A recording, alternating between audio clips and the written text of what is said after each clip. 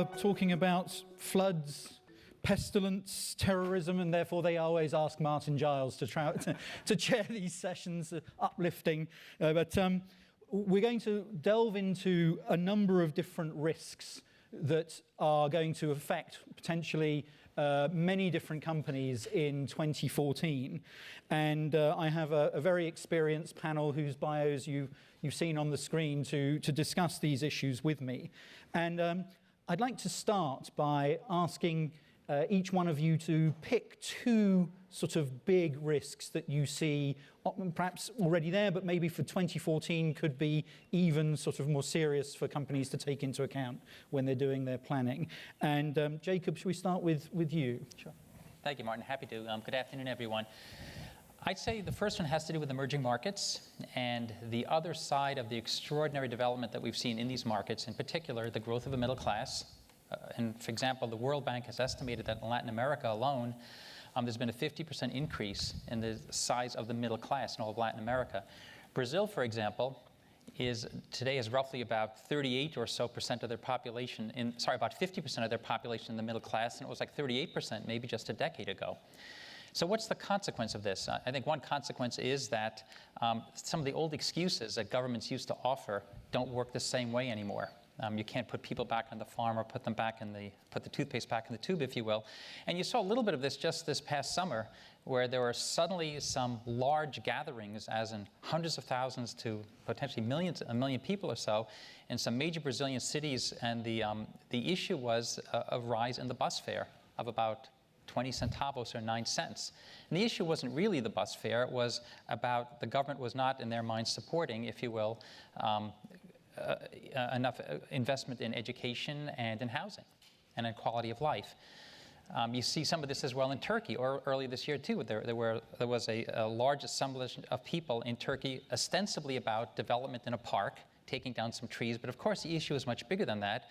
It was about what was deemed to be some heavy-handedness by the Turkish government, and with respect, for example, to drinking alcohol, rules on alcohol. It strikes me, too, how quickly people can assemble these days in the role of social media, which exacerbates this. The old excuses that used to work, for example, I read an article back in 1949, a concert violinist came back from Europe, saw some posters that showed Americans waiting in bread lines, and she said, well, she recognizes it as people waiting in New York outside of movie theaters. But that was the propaganda that was used. Those excuses don't work anymore. So I'd say the consequence of urbanization, a middle class, technology. And what does that mean if you're a company, this phenomenon? Well, I think one consequence could be more civil commotion, uncertainty. When large groups assemble, there's always the uncertainty that goes with it. And the governments themselves will have to walk some very sensitive tightropes. The second risk I would mention, Martin, is, and this is a particular issue in Europe. Several years ago, I would have said, the big risk with Europe is probably the euro goes away, and that risk is certainly still there, maybe though not as burning hot. But there's been a significant growth in far-right parties and the influence of these parties. In Slovakia, for example, in one of the 8 administrative regions, the far-right party won about 55% of the runoff vote. In Greece, the far-right party Golden Dawn is about 7%. Mm-hmm. Recently, as I believe last month, the leader of the French and the Dutch far-right parties agreed to form a pan-European alliance to, in their words, slay the monster in Brussels. Their objective is, among their many objectives, is not to have Europe as we know it, but instead to basically say, the European model hasn't worked. It should be Europe for the Europeans. And all the potentially the uncertainty that goes with that. So in a very bizarre way, one of the weaknesses of Europe may be the growth of the far-right parties. I read one estimate, and then I'll be quiet about this, that next year, as much as a third of the vote is projected to come to the far-right parties. This is a vote coming in May in the European parliaments. That's a striking statistic.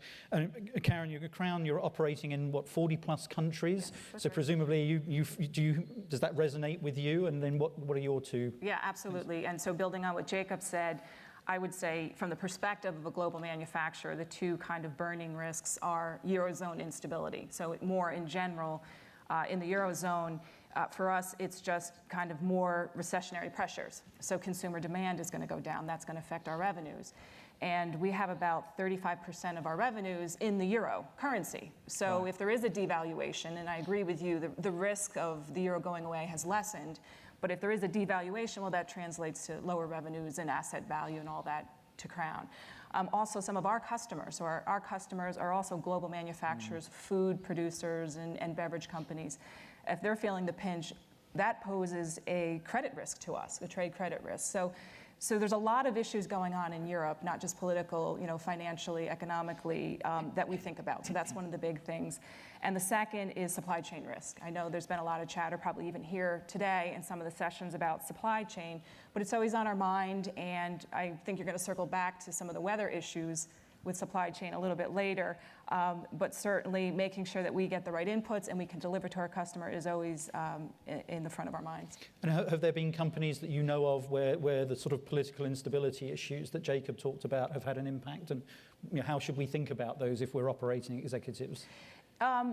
Yeah, I mean, we are in some countries that are considered high risk. I mean, we have factories throughout the Mideast and Africa, and we're keen to look at what some of the issues going on. I know that some of the uprising in Tunisia, for instance, got some of our local management very concerned. So we need to make sure we can mitigate the risk first to our employees, of course, and then try to mitigate any interruption to our business. So it's really just being able to monitor and be nimble about if we need to move people in different places, if we need to move production to other factories, we need to be able to do that. So it's really just about contingency planning. And will 2014, are you more worried about 2014 than 2013, or are you think it could get... I think it's about the same. I think it's about the same.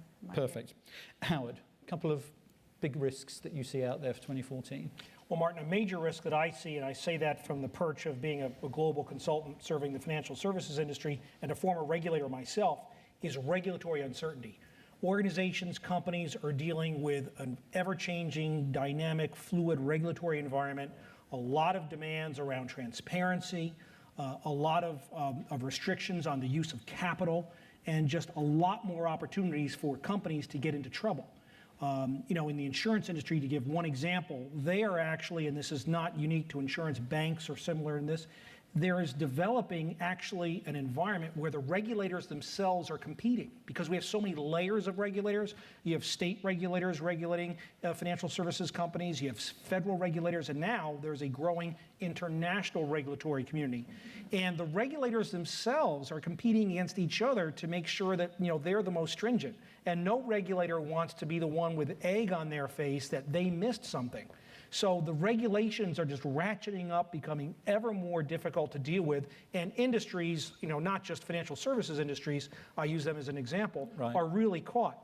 And then connected to the regulatory uncertainty, if they get into trouble, another big risk, I think, is reputational risk. Once a company today, and this is connected with social media and all the other things, when a company gets into trouble today, and look at the political environment in the United States a couple of years ago after the financial crisis, Occupy Wall Street, for example, these corporations are easy targets for the political class, for the media, and in this economy, in this global, internet world, when the reputational damage hits, a company can find itself in a very bad spot very, very rapidly, and it can spin out of control. Let me just come back to you on that, because it's a great point. But we heard some banks this morning who were saying, the worst is over.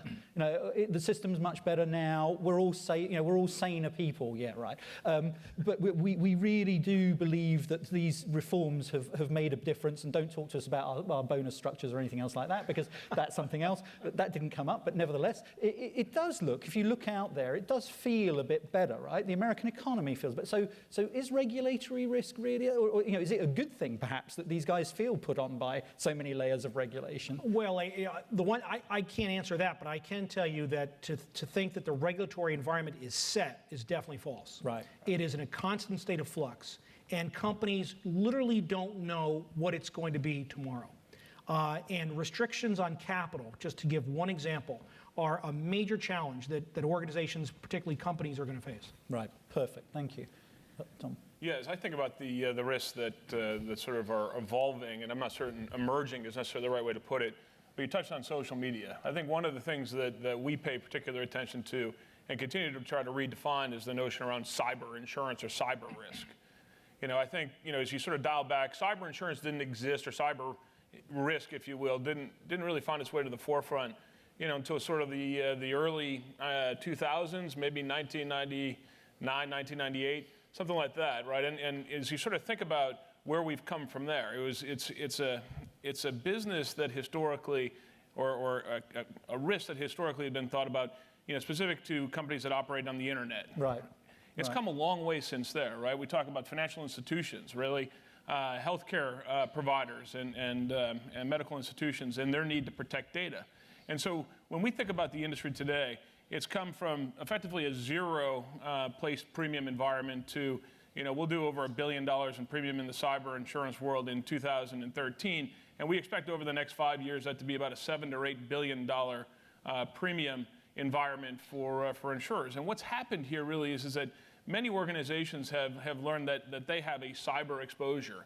You've got individual hacks, you've got effectively global crime organizations trying to find data. And you could talk about them trying to find data in terms of the federal government, or you could talk about them finding data all the way down to the individual. And what's really sort of been burgeoning inside the risk environment is this whole concept of what do you do if you've been hacked? And so the expansion of how people think about cyber insurance now comes down to what do you do if you've been breached? Right. And we find companies thinking very, very sincerely about that. And given the complexity and the cost associated with what happens following a breach, there's effectively an industry that's burgeoning forward to say, if you've got a breach, we'll handle your media, we'll handle the communications with the individuals that have been affected, we'll monitor their credit and the like. And I really think that the evolution of cyber will continue for the simple reason that there's many industries today, specifically in the United States, that remain underserved as it pertains to being able to hedge a risk associated with a cyber attack. Two that I'll mention. One is around the transportation industry, focused specifically on rail. So if you think about somebody who wanted to create some mischief and was able to hack into a rail's systems, and now they have control of trains and switches and the like, think about where these trains are running, right? Downtown DC is an example. Think about what they're carrying, petroleum and the like. So that's one industry that has a distinct interest for cyber cover that hasn't been able to really truly figure out a way to protect themselves in a risk transfer world. The second, and one that we're working with the Department of Energy on, is utilities, public utilities. Mm-hmm. And in the simplest of means, someone hacks a system, shuts the power out to New York. It's an uninsured event, right? I mean, so the fact of the matter is that those type of things will continue to evolve inside the industry, and I think cyber will remain top of mind for many years to come. Anyone like to build on the cyber issue, Karen? Yeah, I know. Well, for our company, I don't think our data is as interesting to hackers as it would be other companies. We don't house consumer data and we're not doing consumer transactions. But IT security has always been important to us. But what we're focusing on is now how there's maybe more of a likelihood because of the BYOD trend, right? So everyone bringing their own devices and doing stuff because the employer's stuff is so bad. Yeah, we not yours, but everybody else's. Yeah. Ours isn't so great either. But okay. I think all companies have loosened up controls a little bit to make it easier for people to work mobilely, and that makes sense. But now people have their own tablets, their own phones, their own laptops, and there's so many ways that people are accessing networks. It's just harder to secure. It's harder to get your arms around the problem. Yeah, you can't sort of define the security perimeter easily. Right. So for us, it's the same issue, just I think more frequency. Well, the only thing I would add to this is I spend a lot of times with boards of our insurance clients and other financial institutions, and boards are obsessed with this issue. No doubt. The number of attacks that your typical financial institution in the United States receives on a daily basis, and financial industry is particularly susceptible to this because they're such a rich target. They have so much very valuable personal data.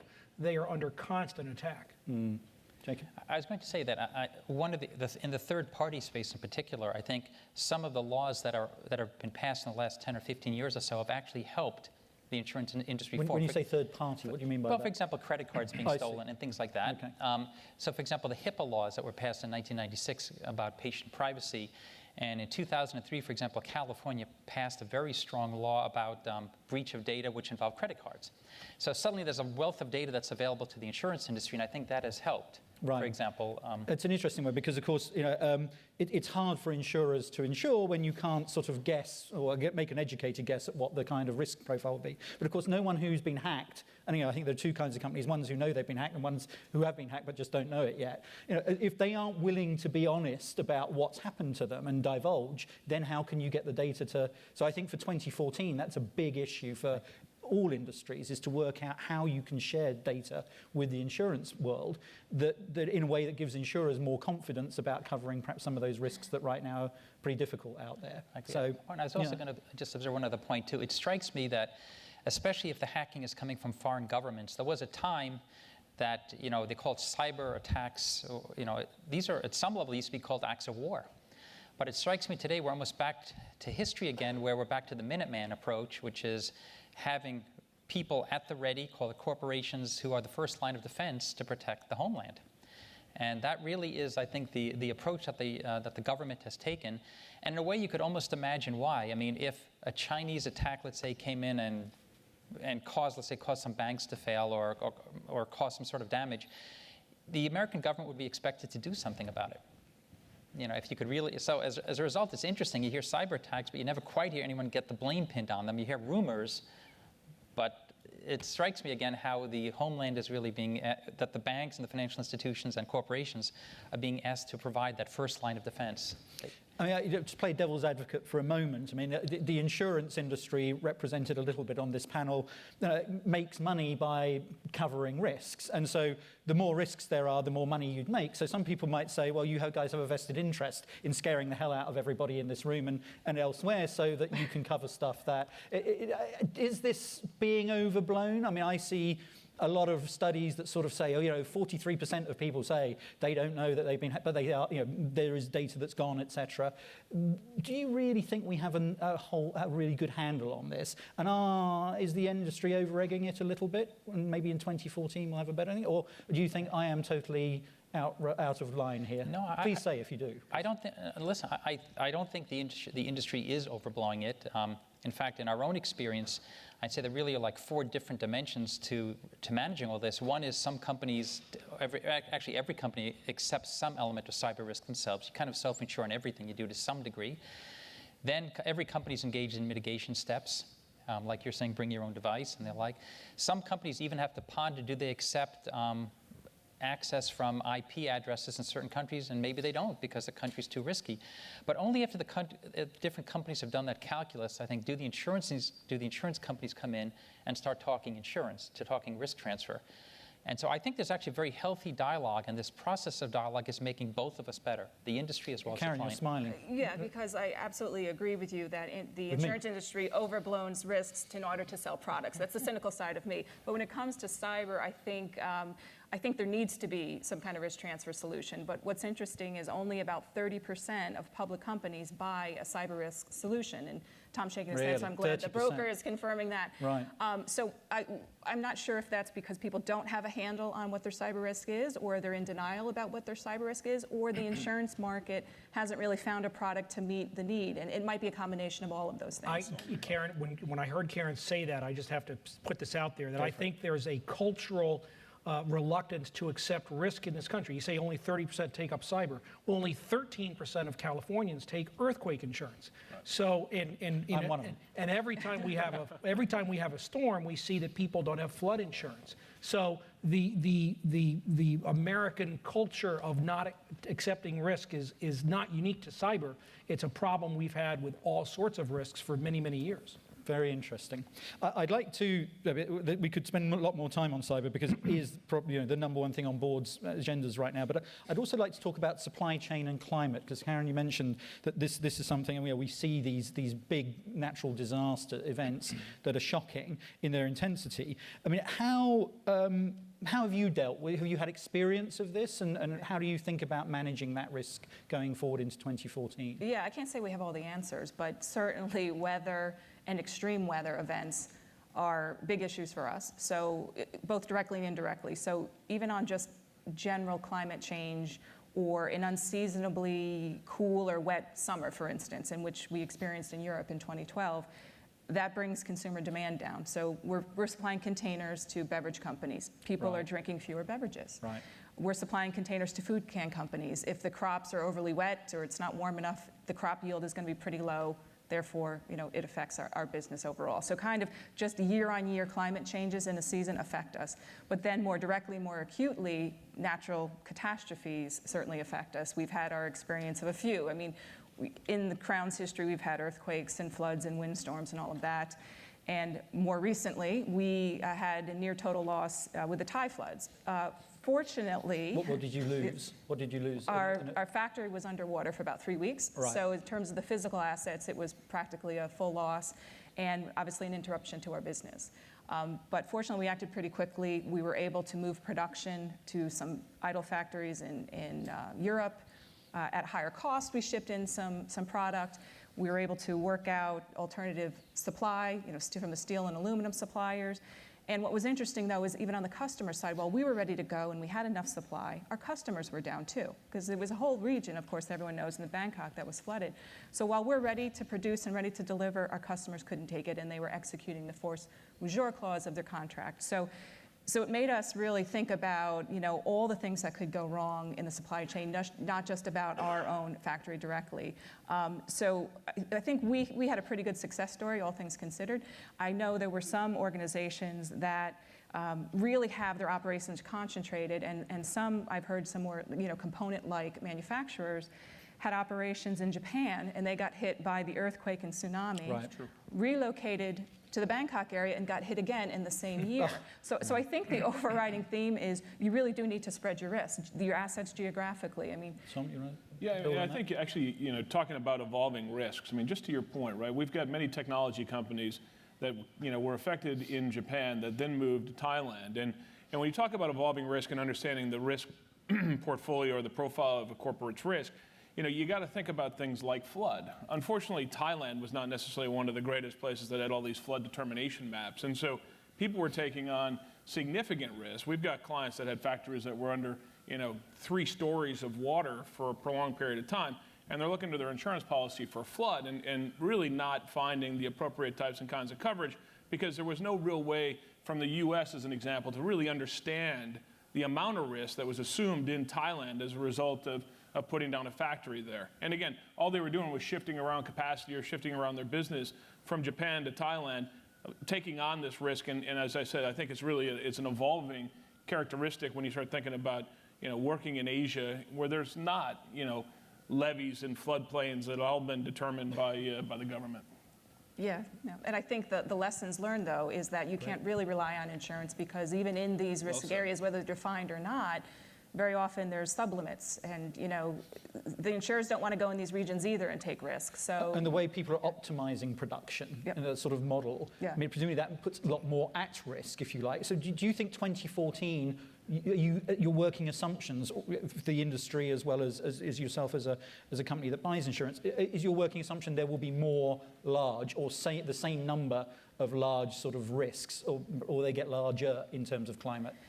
well, I can't predict the weather or climate change. You can't predict I the weather? cannot. You told me that. That was in the... No, 60. okay. Damn, yeah, exactly. So, okay. But I think companies are smarter about it. It's the classic conflict of objectives, right? Right. The risk management objective of spreading your risk, Right. and the manufacturing objective of low cost, optimizing your operation. So there has to be a balance, and I think companies are smarter about that. And what's also happened with an insured loss with weather-related stuff is that maybe it's the same type of a storm, but the value of the properties have gone up so much. So if you just look at something simple, the basic kitchen of the basic American middle-class home, that kitchen destroyed in an event in 1950 is a fraction of the cost in 2013, because now there's, it's standard to have granite countertops and all these things, and there's more appliances. So the losses themselves, while the events may not even have to be more severe, the loss is greater. Got it.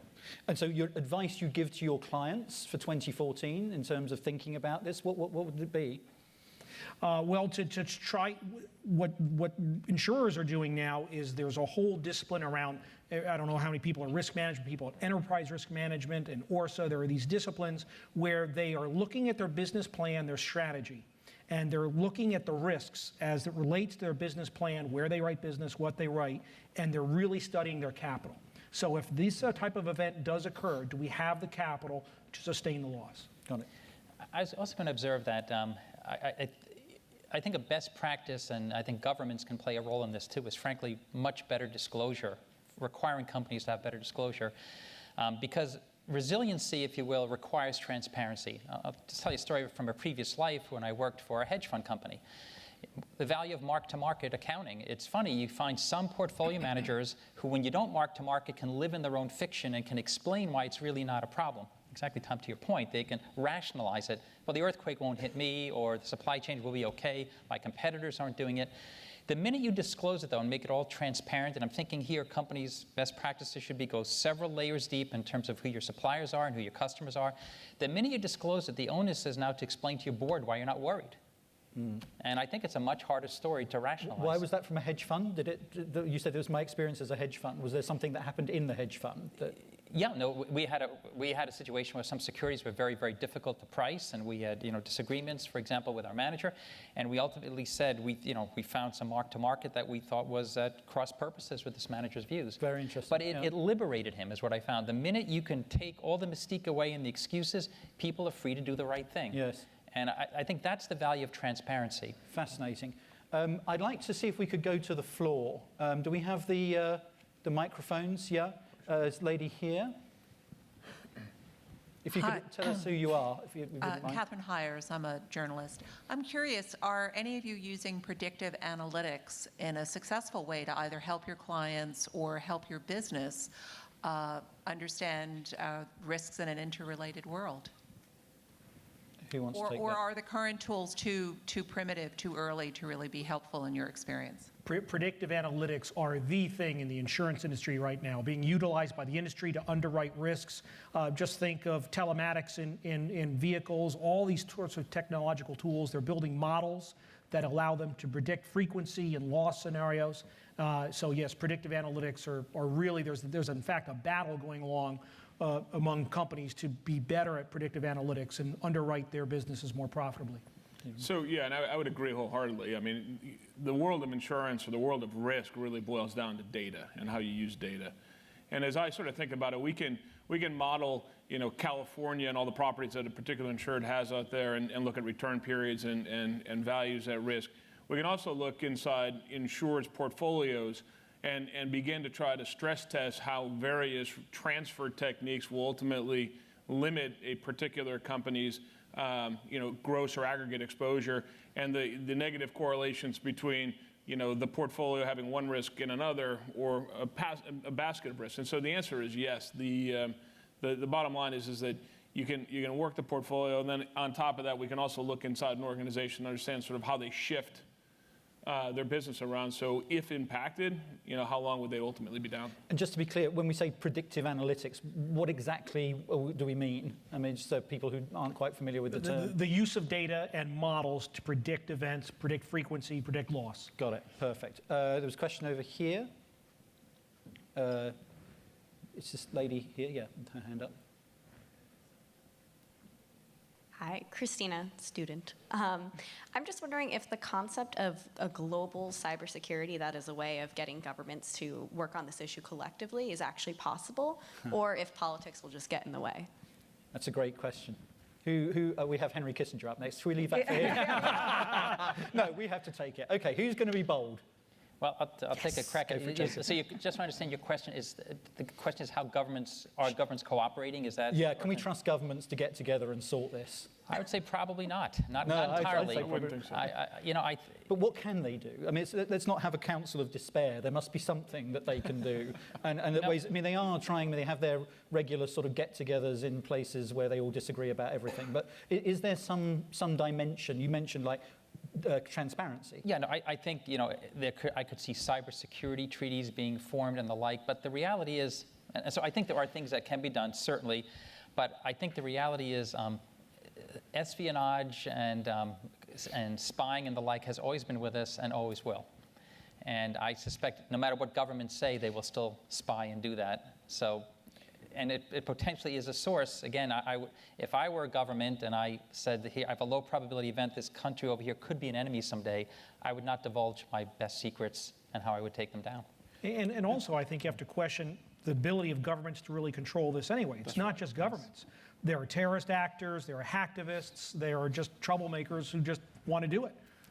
But I think I saw a story earlier this week where there was a discussion, I think the British government is pushing this one, is they're trying to get sort of cyber arms control, trying to treat cyber weapons. So this is more in the warfare space. So what you would do if you invaded a country or you were invaded, how you could use these things. So governments are starting to think about this in the sort of government to government domain, if you like. It would be nice if they thought more about it in the business domain. And I think you make an excellent point where it's very difficult sometimes to distinguish who an actor is and who's backing them. And so that I think is the biggest challenge for China, is that there are so many parastatal or non-state actors who are acting under an umbrella. And I'm sure there are other countries, perhaps including this one, that has some issues around that too.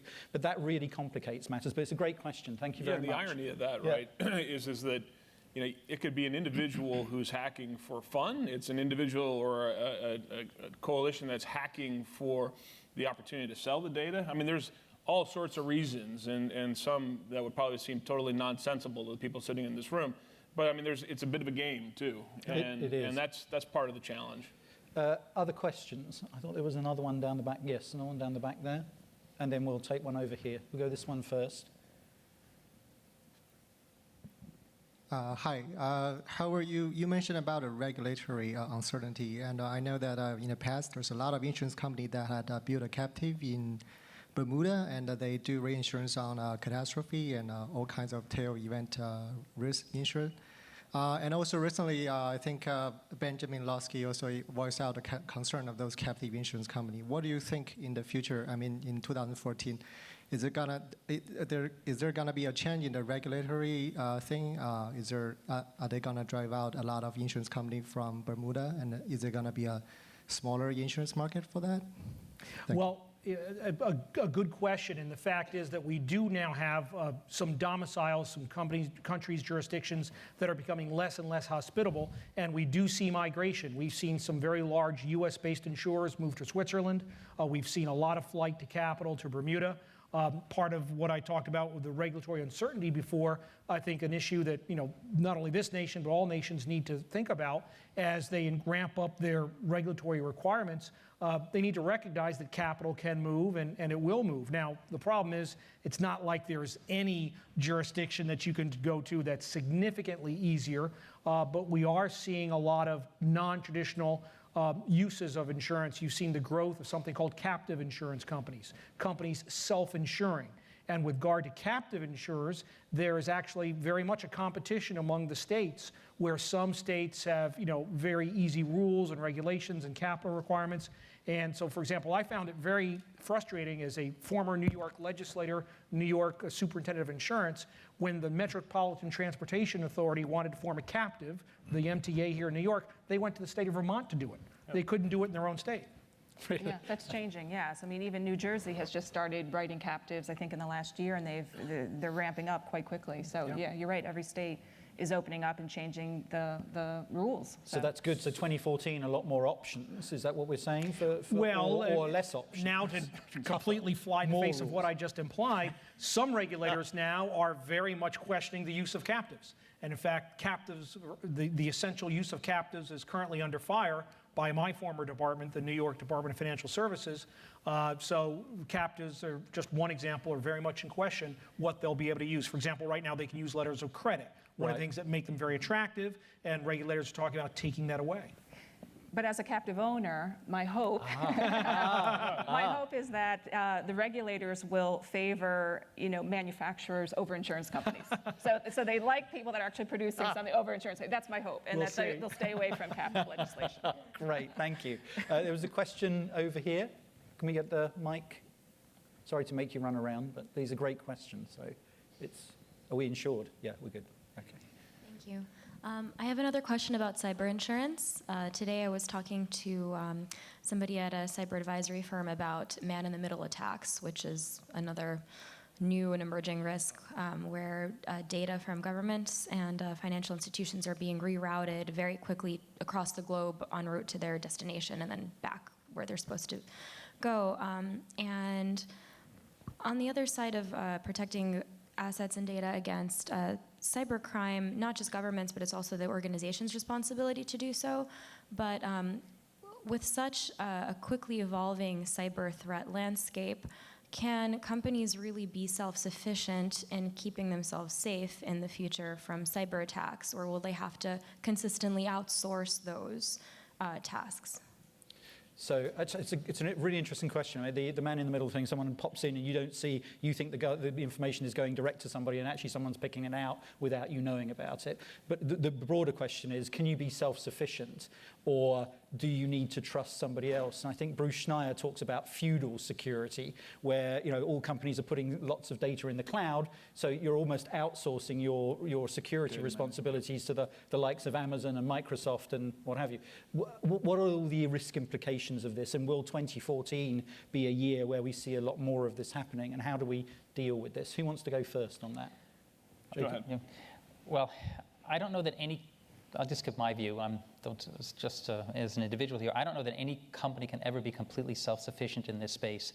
There are so many different ways to be attacked that it's a type of thing that doesn't really lend itself to just having your own standalone department, if you will. And so I think the best practice is going to be hiring firms that try to attack you, so you can see your vulnerabilities. There are firms that do that. I think it's also going to be lots of training of individuals, because I think the human element is still a huge source of cyber risk. I think it's going to be joining industry associations, working with governments, and all of the above. But I saw a statistic, and I believe my numbers are right. I saw some statistic that every quarter approximately 18 to 20 million new forms of malware are being created, and it's growing geometrically. It's an enormous number.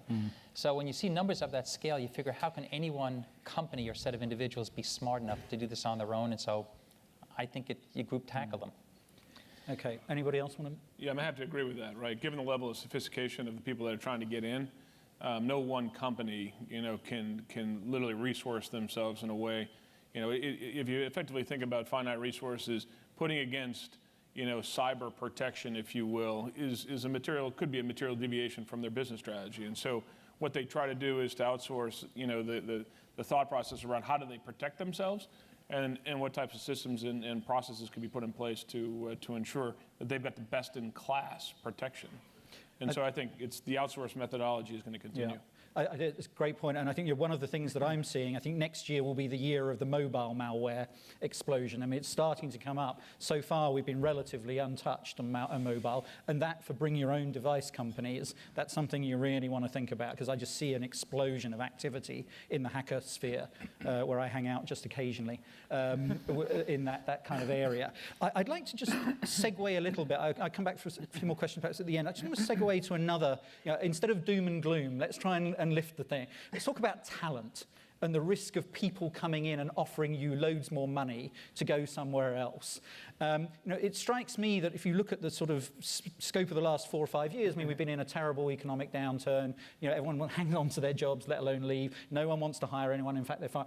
All of a sudden, if all of the people we heard this morning are correct, we're looking at a much better economic environment. Anyone who's talented, right now, there should be a better market for you. Do any of you see that as a big risk for 2014? So why don't I take that off, because my second risk, I only got to my first I'm risk. sorry, so did I? I'm going to go to my second Here's your risk, second. which is really around people, right? We actually see globally, to your point, is that the whole concept of what are you doing on a talent front is an increasingly greater risk to organizations.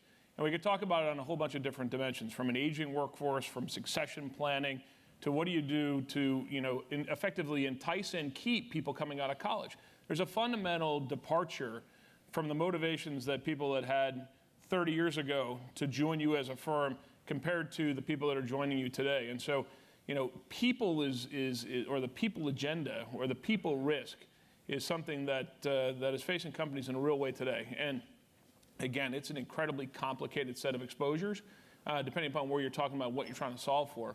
But as we talk to organizations, it is equally as important to any of the stuff that we've talked here today. Would they have said that a few years ago, or has it suddenly come up on the agenda as the economy's got better? Well, I would say that it gets increasingly more interesting as the economy improves. But as Karen had mentioned, as you push your organization into far outreaching areas around the globe, understanding what it takes to sort of put people into your operations there is incredibly important. What type of rewards, compensation, incentives, what type of work data they need, what type of outside assistance they might need. is different in Asia than it is here in the United States, as an example. I agree with everything Tom said. The only thing I'd add to that is that there are certain key skill sets that are just lacking for actuarial That's talent. right. I mean, so there's a real math. short, just to give one example, Yeah. there's a real shortage of certain talents that those people just aren't there. So that merely compounds, if you happen to have that skill set, compounds everything that Tom just said. I'm sorry, go ahead. I was just going to add to one other dimension to this, right, is that as we look at our workforces, people are working longer, and certainly the recession or the difficulty that the economy experienced from 2008 has forced people to rethink when they would actually retire. And so the implications on an aging workforce, and I'll also state the implications of a less healthy workforce, are two things that are really beginning to drive, and if you wanted to tie it back into risk, drive the costs around workers' compensation as an example. And so understanding what a workstation looks like for someone who's 60 years old and maybe not in the best shape versus somebody who's 22 is materially different. And the costs that we're seeing pulled through the system are incredible as people decide to work longer. Yeah, I can just echo those comments of Tom's that we do look at our aging workforce, and we do seem to have an older workforce as the years go on, and that does cause a lot more workers' comp injuries. We definitely see it translated there.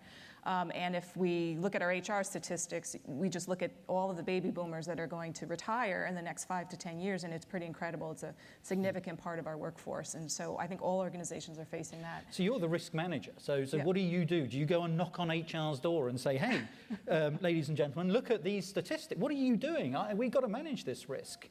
Do they listen to you? Yeah, we have those conversations. I mean, I'm sure they listen right. to you. I facilitate the conversation, but they are the risk owner. So, Right. so that's how we manage it. That's how most organizations manage it. We enlighten them, but they have to determine how they're going to solve their own risk. And as you say, so if you've got this cohort coming through, are you like recruiting like massively underneath to try and replace them with younger, or are you mechanizing and roboticizing and automizing? If There's that's a little word. bit of Probably that, not a word. but yeah, there's a little bit of that. But you still need people. Now I know probably professional service organization like Aon's more vulnerable to it because your product is your people. Right, right. Perfect. I also wanted to just talk about sort of out there risks, the sort of black swan stuff, because the climate thing we sort of know, the cyber terror we know. Is there stuff out there that we should really, really be thinking about, but no one really does, and that 2014 could suddenly spring it on us, in which case it wouldn't be a black swan because you'd know, but nevertheless. But is there something out there that might? There are tons, and if anyone doesn't know what a black swan event is, a black swan event is something that happens with very, very low frequency. In fact, maybe never in the lifetime of anyone on this planet. But it has happened, and it will happen again. And when it does, if it does, it's catastrophic. So I'll give you an example. In 1858, Sir Richard Carrington, an English astronomer, was looking at the sun through his telescope, and he saw a spot on the sun he'd never seen before. 1858. The very next day, the Transcontinental Railroad here in the United States, which had just been completed, literally exploded. The whole thing fried within months of its completion. Buildings where the telegraphs came in just blew up in flames. Several people were killed, people thrown out of buildings. No one knew what the heck had happened. This was a new technology. There are many people who said we shouldn't redo the telegraph because, this is obviously not safe. We now know it was a solar flare. We call it the Carrington event. That does happen. There's never been a solar flare as powerful as the 1858 Carrington event. It will happen again. And there are some who speculate that if it were to happen today, every transformer in an entire region of the world could be exploded. Just all the transformers just immediately fried. Now, Karen talked about supply chain risk. Transformers are not stockpiled. They're built to order. And if an entire region of the United States would have all the transformers fried today, it could literally be years. We could have, it's absolutely theoretically possible, sounds like science fiction, but you could have power outages that would last for very prolonged periods. So could I underwrite that risk? And it's uninsurable. Yeah, obviously. It's uninsurable. Uninsurable. Come on, guys. And social, think about what would happen. Right. Think about society. Right. I mean, there would be there would be no food, there would be no gas. It would be Lord of the Flies. I told you this would be an uplifting session. Yeah. I would offer just one other one too, and I have a hard time explaining or thinking about what the event could be. I would just observe maybe the approximate cause. More and more of our big risks these days seem to me to have a distinct technology flavor, whether it's value at risk models or it's new types of CDOs, or it's nanotechnology, or it's supply chain mathematics, or it's optimization at some level. And optimization always works as long as you know all of your constraints. What if you don't? And that's one of the risks of big data, big optimization exercise. What if you don't? What if a major constraint is missing despite all best practices? And you can see that could lead to financial meltdowns. And mortgage products, no one really understood how, I guess the point I'm trying to say, or this particular one point of sensitivity, that one risk I think that companies may have is because this technology is almost a siren song. It lowers your costs, it makes you more and more productive, it raises your profits. Maybe, however, this is a point Karen made earlier, maybe, however, companies are spending too little. Maybe they should spend more on redundancy. Right. And that has nothing to do with insurance. It has to do with just where you locate your plants. Interesting. And it's going to lower your profit margins, but maybe that's... And I just want to, I'd like to take up a couple more questions if we can, but one last brief question around the terrorism risk insurance, because terrorism is another one of those that comes out of the blue by definition. America has the terrorism risk insurance. It's up for renewal. How important is it that this act gets renewed, and why in 2014? It's critically important. We talked a minute ago about predictive analytics and models. Terrorism, by its very nature, cannot be modeled, cannot be priced. And without this federal backstop, which we've had since the events of September 11th, and we had a period where after September 11, before the federal government acted and put this program in place, you could not obtain terrorism insurance. And it is a critical thing. It must be renewed because it will impact the whole broader economy. Because without terrorism insurance, it'll impact the construction industry. Obviously, the ramifications are terrific. All the indications are it probably will be renewed. It has been renewed 4 or 5 times since September 11. They always do a brief 3-4 year reauthorization. But it's a huge risk. If there were not to be that federal backstop, the insurance industry can't price it. And would someone put cyber in there? They say Terrorism Insurance Act? Well, terrorism, cyber terrorism. Terrorism right now is defined as nuclear, biological, chemical, and radiological. Right. Massive loss of life type events. Right. But cyber is not excluded, right? Cyber's not excluded. So, in the insurance world, we say if it's What not does that mean? if it's not excluded, it's included. It's included. Right. That's great. I love that. Kafka. Okay. I see the implications of the TRIA legislation going over the cliff, right? So it expires and at the end of 2014. And I would say that the implications are sort of deafening, specifically from the perspective of insurers. If you write workers' compensation, you have to offer terrorism coverage. If you write property insurance, you can exclude it, right? And then it becomes, what is the available capacity in the worldwide marketplace to fill that void if you need it? The implications of it being on workers' compensation is that we're already seeing insurers hedge their bets. Large insurance companies that have written many significant New York-based investment banks, as an example, are shedding that risk because the fear associated with TRIA not being renewed at the end of 2014 puts an unbearable risk on their balance sheet, and they'd rather not write the risk. Right. And we're talking about risks that they've written for 90 years. And so this is really important stuff. And I think, honestly, it'll get renewed. But, the couple of fast facts I'd share with you, the government's never paid a claim under the TRIA legislation. Sure. Zero. So they've paid out nothing. The second thing is, unlike other legislation where the government steps in, the government has the ability to recoup any payments under the TRIA legislation from the insurance companies vis-a-vis a tax after an event. The third thing I'd say is that the government generally steps in following an event anyways, right? So why not proactively get out in front of this one? And so I'll turn it back to you. And It's a very passionate subject. hopefully this is one where we see some great bipartisanship in Congress. Correct. Wouldn't that be lovely? Time for 2 more questions, 2, 3 more questions. Can we get the microphones out? Anybody want to ask questions? One up here, please. And then one behind, I think. Let's try and do this one first. A question for Karen about supply chain risk. So you can buy insurance coverage to cover a flood in one of the factories you own. You can buy insurance to cover floods for the suppliers who supply that factory. But you mentioned that the floods in Thailand had an impact on your customers, that they couldn't buy your products because of a flood. Is there coverage available for that type of risk, and should there be if there isn't? Yeah, that's a great question. There is actually coverage for that. So you can buy contingent business interruption. So your direct loss of sales, and then if you can't supply to your customer, because they're down from a physical event, apparel that can be named under the policy, you can get coverage for that. Same on the supplier side. But what I always tell my management is insurance is not the answer for all that. So in Thailand, again, it was an okay story for us because we had adequate insurance.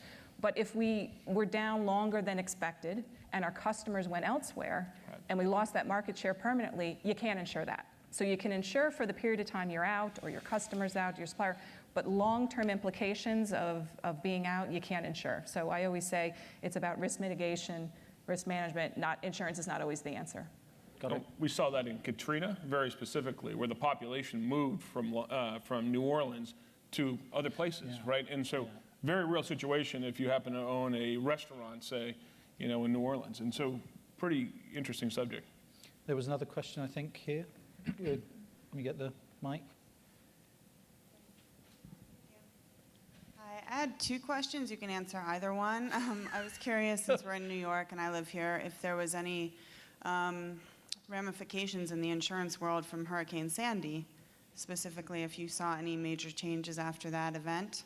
And also, my other question was more political, if there were other political risks that you guys mentioned, far-right parties rising in Europe as a risk, but if there were other political risks that you foresee in the next year. Thank you. Who wants to take New York? Well, one very real consequence, and it's directly related to the point that I made at the beginning around regulatory uncertainty. Now, this is not something that typical New Yorkers are going to feel any sympathy for insurance companies, but here's a fact, though. I mean, I think the insurance industry responded very well after Sandy. They really did a good job. They were out there, they paid claims, they're rebuilding communities.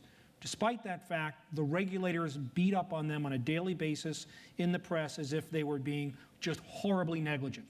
They changed rules in the middle of the game in terms of the time they had to respond to claims.